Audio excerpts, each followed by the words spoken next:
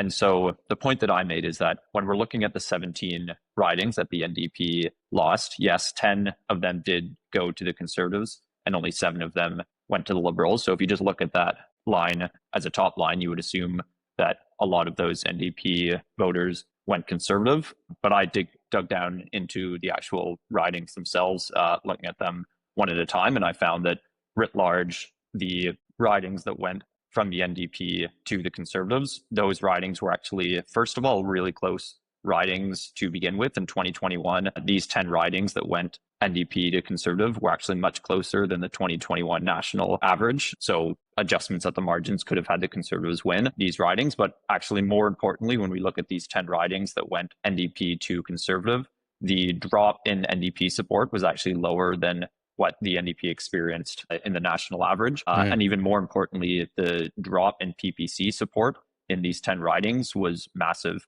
And so if you take a look at sort of the swings between how many votes the Liberals gained, how many votes the Conservatives gained, how many votes the PPC and the NDP lost in these ridings, just the drop in PPC votes, and one would assume that most of these votes went to the Conservatives, they could have made up more than half of the 2021 margin the Conservatives could have with just PPC voters. And so the other important point is that in these ridings that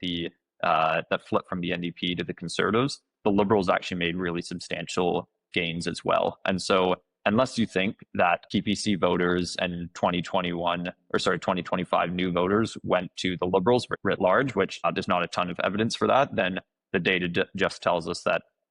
even in these ridings that flipped from Conservative to NDP, these were really a result of A, the ridings were close to begin with, and B, there were a lot of PPC voters in those ridings that actually went to Conservatives